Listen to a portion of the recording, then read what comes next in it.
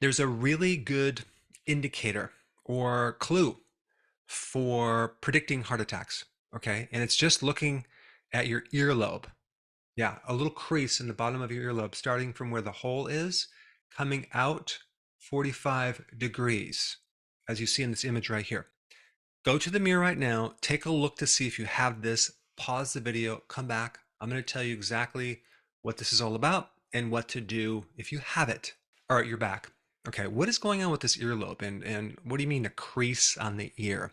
What happens when you have coronary artery disease, or another name for that is cardiovascular disease, is you lose blood flow, usually through an artery, to the heart muscle. And this affects your entire body circulation. You start losing collateral circulation. What is collateral circulation? Well, if your heart becomes obstructed in some way, you get collateral or extra circulation or extra arteries that start to branch out and serve as a plan B blood supply to the heart muscle. Those are collateral arteries. So what happens when you get this chronic lack of blood flow to your heart? Okay, you start losing circulation in the peripheral part of your body first, and the earlobe is part of the periphery. And without this blood supply to the tiny capillaries in your earlobes, you start losing elastin, connective tissue, cartilage, and it starts to wrinkle up.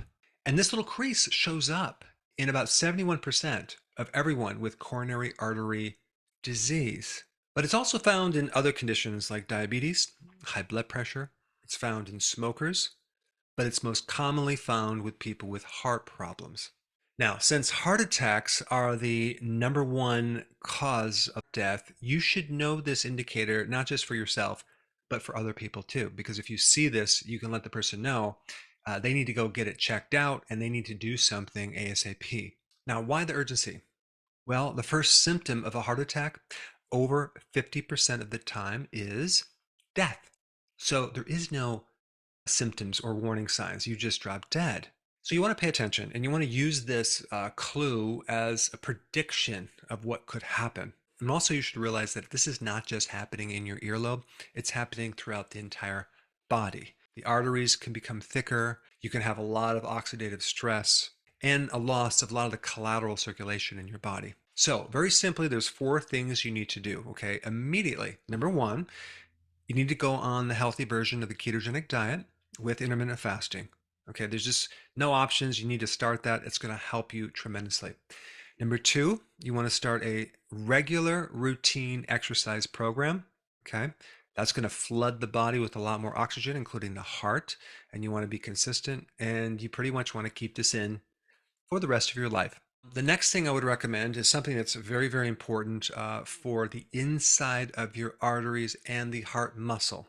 And it's a type of vitamin E called tocotrienols. Tocotrienols is like 50 times stronger than tocopherols. Okay. So when you buy tocotrienols, you don't want to get tocotrienols mixed with tocopherols. You want to get just a pure tocotrienol mix or tocotrienol complex. Okay. That is going to drive oxygen to the heart muscle itself, and it's also going to protect the inside of the vascular system.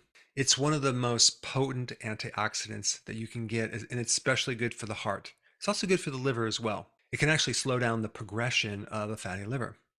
All right, the next thing is to start to increase the omega-3 fatty acids. And the best omega-3 is the cod liver oil.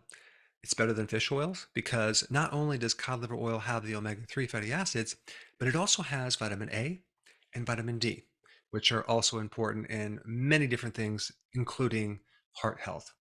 And the last thing I'm going to recommend is to make sure you take something called vitamin K2.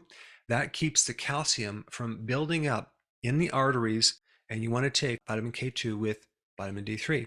So I just wanted to create this quick video to give you something really simple to use as a predictor. Now, if you have not seen my recent video that I just released on the worst food for the cardiovascular system, and by the way, it's not sugar, okay?